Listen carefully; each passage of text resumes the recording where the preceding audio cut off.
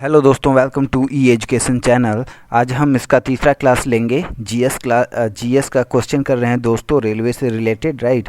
Viewers के recommendation पे railway NTPC और जो ग्रुप डी का है उसके रिगार्डिंग हम जो जनरल साइंस के फिजिक्स का क्वेश्चन कर रहे हैं। आज तीसरा क्लास है दोस्तों, तो चलिए हम क्लास स्टार्ट करते हैं। उससे पहले दोस्तों हम रिक्वेस्ट करते हैं ई एजुकेशन चैनल सब्सक्राइब कर दीजिए ताकि गवर्नमेंट जॉब से रिलेटेड नोटिफिकेशन आते रहे।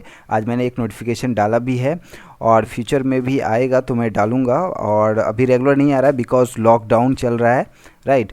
तो अभी आपको जो है प्रीवियस ईयर क्वेश्चन पेपर ही मिलेगा, राइट।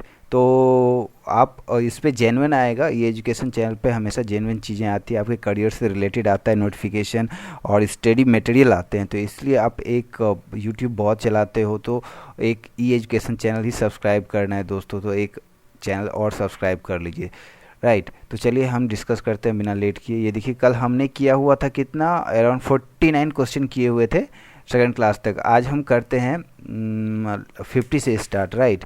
तो अभी ये देखिए, स्वच्छ आकाश में ना, राइट, स्वच्छ आकाश में नीले रंग का कारण क्या है?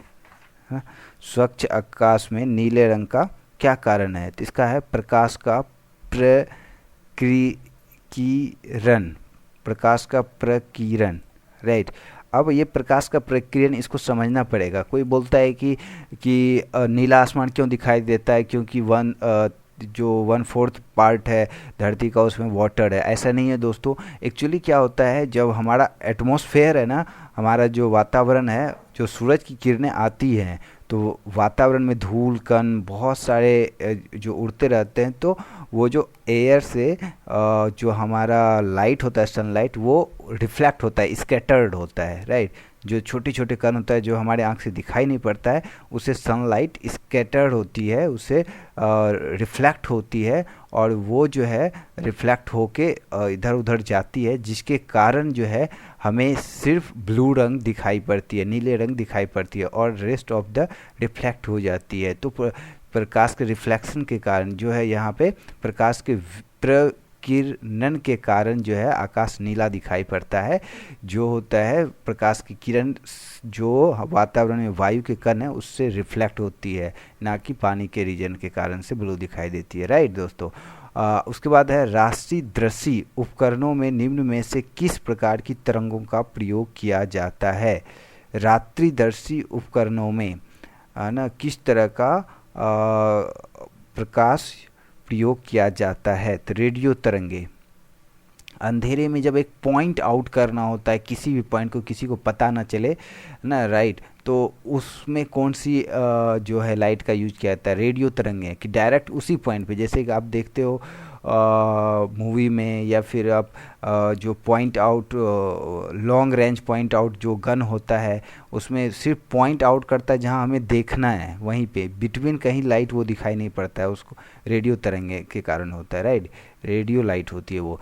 प्रति यूनिट क्षेत्रफल पर कार्यरत बल को क्या कहा जाता है ना? तो दबाव कहा जाता है। एक यूनिट लाइक 1 सेंटीमीटर स्क्वायर जो एरिया है, उस पे जो फोर्स लगेगा, उस पे जो बल लगेगा, चाहे एक कुछ भी ले लीजिए, 1 मीटर, 1 सेंटीमीटर, 1 किलोमीटर पे, जो एक यूनिट क्षेत्रफल पे जो कार्यरत बल है उसको दबाव कहा जाता है। घर्षण से डैश उत्पन्न होती है। घर्षण से क्या उत्पन्न होती है दोस्तों? ऊष्मा उत्पन्न होती है। ध्वनि डैश के माध्यम से गमन कर सकती है। तो ध्वनि जब हम सुनते हैं या किसी को सुनाते हैं, है ना, वो जो उसके लिए एक माध्यम चाहिए होता है, और वो माध्यम क्या है दोस्तों? इसमें केवल गैस, केवल तरल, केवल ठोस, है ना, और ये सभी सब में होगा। जब हम आवाज़ एयर में, गैस मतलब एयर, हम बोलते हैं तो गैस के थ्रू ही जो इलेक्ट्रॉन होता है गैस का, उसके थ्रू हमारी एनर्जी को, हमारे आवाज़ को कैरी करके दूसरे जगह पहुंचाता है, राइट। तरल मतलब पानी में जब हम कोई चीज़ फेंकते हैं तो दूसरे जगह पे, दूसरे पानी में ही दूसरे डिस्टेंस पे वो आवाज़ सुनाई देती है। उसमें कम होता है रेंज, बिकॉज ऑफ उसका जो है इलेक्ट्रॉन कम बहुत नज़दीक होता है, वो ईजिली कैरी नहीं कर सकता इतना फास्ट, इसलिए वो कम समय लगता है। ठोस में भी जब आप करोगे, है ना, तो फिर एक कोई ले लो रॉड, एक तरफ आवाज़ लगाओ तो वो दूसरी तरफ पहुंचती है, बट वही है as compare to air come, right. तो ये चीज़ें हैं, लेकिन सब में सुनाई पड़ती है। एलईडी का पूर्ण रूप क्या है? पूर्ण रूप मतलब क्या होता है? Full form. जो अंग्रेजी में आजकल मतलब सब कोई जानते हैं फुल फॉर्म, लेकिन हिंदी में बहुत रेयर केस में पूर्ण रूप कहा जाता है एलईडी को। तो एलईडी का फुल फॉर्म क्या है? एलईडी का full form light emitting diode है। लाइट इमिटिंग डायोड है। ये बहुत सारे क्वेश्चन में, बहुत सारे जो कॉम्पिटिटिव एग्जाम है उसमें पूछा जाता है एलईडी का फुल फॉर्म क्या होता है? Light emitting diode, right. विद्युत ऊर्जा की इकाई क्या है? विद्युत ऊर्जा की इकाई किलोवाट घंटा है। किलोवाट घंटा, एक घंटे में जितना यूनिट हमने इलेक्ट्रिसिटी यूज़ किया उसको विद्युत ऊर्जा कहते हैं, राइट। उसके बाद न्यूटन के गति के तीसरे सिद्धांत का अनुसरण करता है ना। प्रत्येक क्रिया के लिए समान विपरीत प्रतिक्रिया, राइट। पर जो भी हमने कार्य किया, सपोज करो कि हमने किसी चीज़ को 2 न्यूटन के फोर्स से उसको हमने नीचे फेंका, तो वो 2 न्यूटन का जो फोर्स है उसी फोर्स से वो ऊपर आएगा रिफ्लेक्ट होके, राइट। जितना हमने काम किया, सपोज करो किसी चीज़ को हमने कट किया, राइट। किसी चीज़ को सपोज करो हमने किसी पतली सी लकड़ी का टुकड़ा हमने तोड़ा, तो हमने तोड़ा, जितना बल लगाया ना, तो सपोज करो 5 न्यूटन हमने बल लगाया, तो 5 न्यूटन ही बल की एनर्जी थी उसमें, उस लकड़ी में, जो टूट गया। तो वो बराबर इक्वल एंड, ये क्या बोलता है? प्रत्येक जितना आप समान एंड विपरीत प्रक्रिया होती है, राइट। समझ गए ना? जो भी चीज़ करोगे तो उसका रिफ्लेक्ट उतना ही देगा। मानव कान के लिए निम्नलिखित में से श्रव्य आवृत्ति रेंज क्या है? श्रव्य आवृत्ति रेंज 20 हर्ट्ज से 20,000 हर्ट्ज है। 20,000 हर्ट्ज से ऊपर का जो किसका है? चमगादड़ का। जो अल्ट्रासोनिक जो होता है, सुपरसोनिक वेव जो होता है रेंज, वो सुनता है, जो कि हम नहीं सुन सकते, इंसान नहीं सुन सकता, राइट। अब देखिए, चंद्रमा की सतह से पलायन वेग का मान पृथ्वी के सतह की अपेक्षा कम होता है, क्योंकि चंद्रमा का द्रव्यमान कम है। चंद्रमा का जो है मास पृथ्वी से 1/6 है। अगर आपका वेट यहाँ पे 60 किलो है तो वहाँ कितना होगा? 10 किलो होगा, 1/6 होता है, राइट। एक साइकिल चालक को प्रारंभ में अधिक बल क्यों लगाना पड़ता है? एक साइकिल जब हम खड़ी होती है तो उस पर स्टार्ट में हम ज़्यादा फोर्स लगा के क्यों हम उसको आगे चलाते हैं, है ना, आगे मोमेंटम देते हैं? क्योंकि साइकिल के पहिए जाम हो जाते हैं। चालक जड़त्व पर विजय पाने के लिए अधिक बल लगाता है। प्रारंभ में घर्षण अधिक होता है। तो कोई साइकिल स्टेबल है, रखा हुआ है, अगर उसको हम रफ्तार में लाएंगे, सपोज करो हम उसको 15 किलोमीटर प्रति घंटे की रफ्तार से, या 10 किलोमीटर, 15 से ज़्यादा की स्पीड से साइकिल चल भी नहीं सकता, 10 किलोमीटर की स्पीड के रफ्तार से हम चलाएंगे तो उसको स्पीड देना पड़ेगा। तो अभी तो जड़त्व है, अभी स्टेबल है, स्थिर है साइकिल, तो उसको पहिए जाम भी हो सकता है, मतलब स्टेबल है, मतलब वो पूरा लॉक्ड है। इसलिए भी करते हैं कि वो लॉक्ड है, इसलिए हम साइकिल में ज़्यादा फोर्स लगाते हैं उसके पैडल पे, राइट। और दूसरा है कि वह जड़त्व में अधिक बल लगाते हैं उसको गति में। कोई भी चीज़ स्टेबल है, उसको अगर मोमेंटम में लाना है, उसको अगर चलाना है, तो उसमें बल लगाना पड़ेगा। तो ये भी बात सही है। प्रारंभ में घर्षण अधिक होता है, तो ऑफकोर्स प्रारंभ में घर्षण अधिक होगा क्योंकि वो स्टेबल है, तो उसमें घर्षण ज़्यादा होगा। तो उपरोक्त में सभी सही है, राइट। अब नेक्स्ट देखते हैं, इसमें देखिए एम द्रव्यमान वाला, किसी का जो वेट है वो एम है, रेडियस आर है, रेखीय संवेग वेलोसिटी क्या है? पी है, गति कर रहा है तो उस कार्यरत अभिकेंद्र तल है। तो इसमें क्या होगा? जो उसकी कैनेटिक एनर्जी है ना, कैनेटिक एनर्जी इसमें निकालते हैं, उसका फॉर्मूला क्या होता है? हाफ mv², है ना। तो एम वी वेलोसिटी कितनी? वेलोसिटी से पी वेलोसिटी से v², तो v² हो गया, हाफ, ये 2 नीचे आ गया, और m ये हो गया, राइट। तो ये होगा इसका करेक्ट आंसर। उसके बाद प्रकाशित वस्तु ऑप्टिकल फाइबर किस सिद्धांत पर कार्य करता है। ऑप्टिकल फाइबर जो होता है, ऑप्टिकल फाइबर मतलब आप जो आजकल जो है डेली लाइफ में ऑप्टिकल फाइबर का बहुत यूज हो गया है। जितने भी आपके फ़ोन केबल्स होते हैं, राइट, या फिर आपका जो वाईफाई का, आप वाईफाई जो केबल दोहराती है जिससे आपका वाईफाई चलता है, उसमें जो केबल होता है, जो वायर होता है, जो आता है कनेक्शन, वो भी ऑप्टिकल फाइबर का होता है, राइट। और उसके बाद आपका बहुत सारे जो टीवी जो डिश एंटीना चलता है उसमें जो केबल होता है वो भी ऑप्टिकल फाइबर का बना होता है, राइट।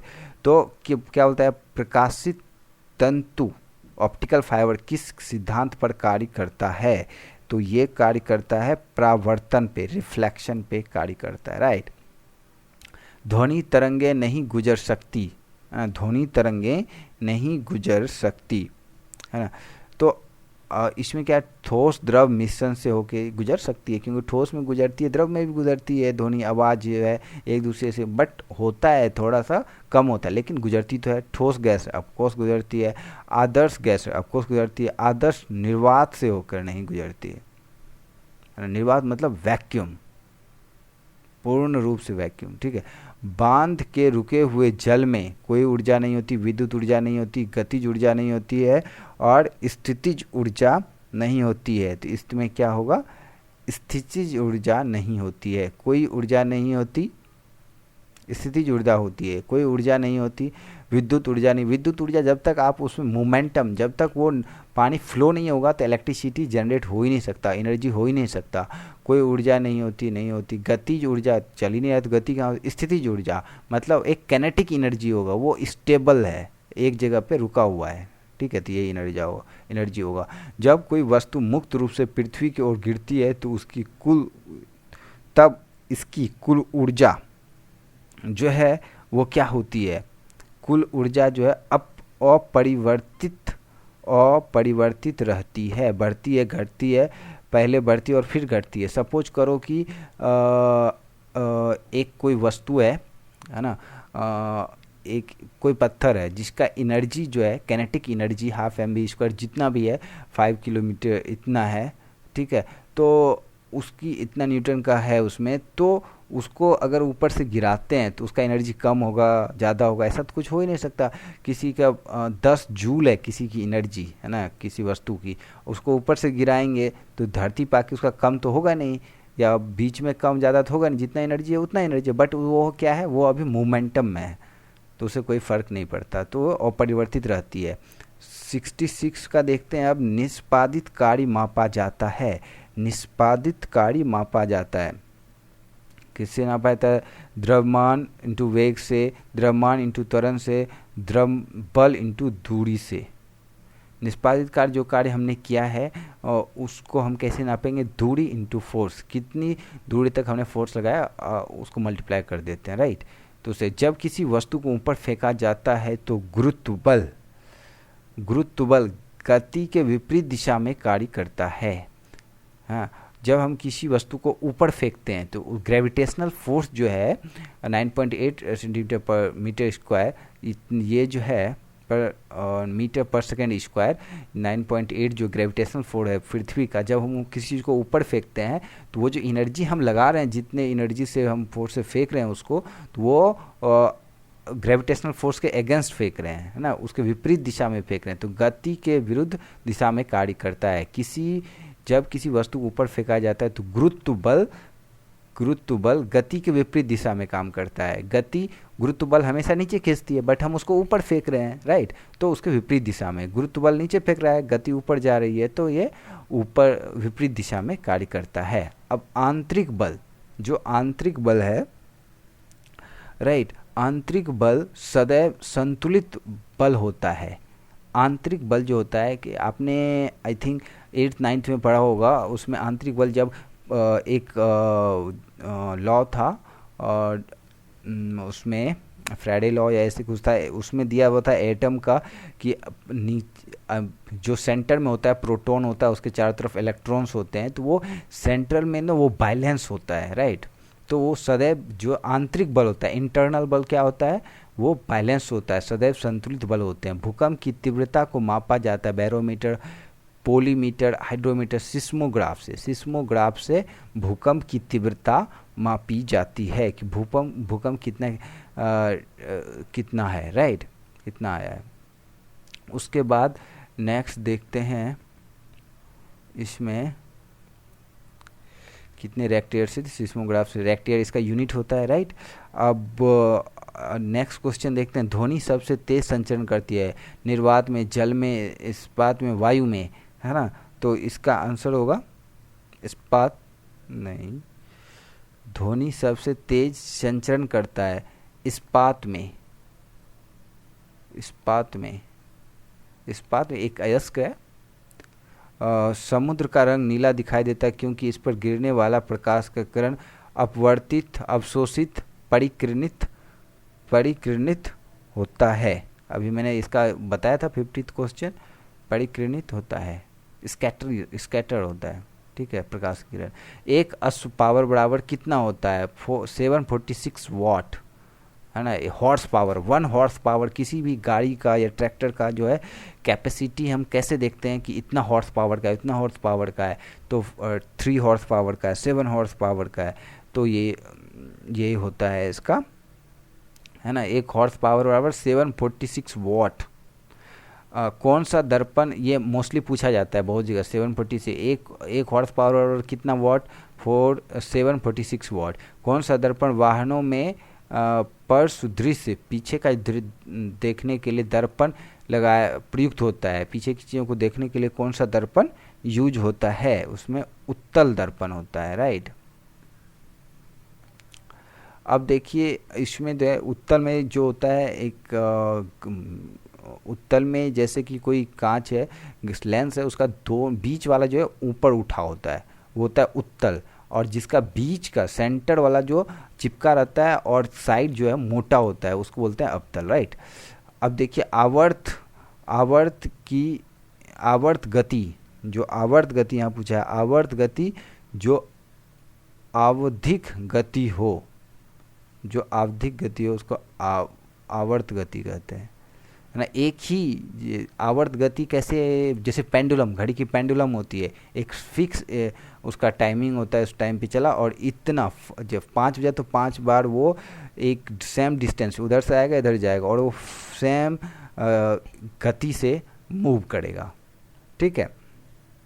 अब नेक्स्ट देखते हैं जिसमें कि किसी द्रव के पृष्ठ तनाव के कारण बल सक्रिय होता है सतह पर समलंब रूप से, है ना। ये क्या बोल रहा है इसमें, किसी सतह पर एक, जैसे कि एक सरफेस है पानी का, है ना, उस पे जो बोल रहा है कि बल कैसे लगता है, उसके परपेंडिकुलर बल लगता है। कोई चीज़ जैसे मूव करती है, पानी जैसे फ्लो करता है, तो उस पे जो बल लग रहा है, सरफेस पानी कैसे फ्लो करता है, एक दूसरे के ऊपर, हर एक लेयर एक दूसरे के ऊपर घर्षण करता है ना, हर एक लेवल एक दूसरे पर मूव करता है, तभी वो आगे बढ़ता है। एक एक पानी का जो कण है वो एक दूसरे के ऊपर मूव करता है, तो वो जो कण है एक दूसरे पर कौन सा बल लगाती है, परपेंडिकुलर, लंबवत रूप से उस पर बल लगता है, जिसके कारण पानी मूव करता है, फ्लो करता है, राइट दोस्तों। तो आज इतना ही, राइट। कल हम नेक्स्ट क्लास करेंगे, 4th क्लास कल करेंगे दोस्तों। वीडियो पसंद आए तो लाइक कीजिए, दोस्तों के साथ शेयर कर दीजिए, और अगर और किसी चीज़ से रिलेटेड अगर आपको चाहिए, हम अगर व्यूवर बढ़ता है तो फिर हम और क्लासेस लेंगे, राइट। एप्टीट्यूड, रीजनिंग का भी हम क्लास लेंगे, बट आप शेयर कर दीजिए दोस्तों, आपके रिकमेंडेशन पे मैं और कुछ अच्छा करूँगा, राइट। तो all the best for the examination, आप तैयारी करते रहिए। Thank you for watching this video.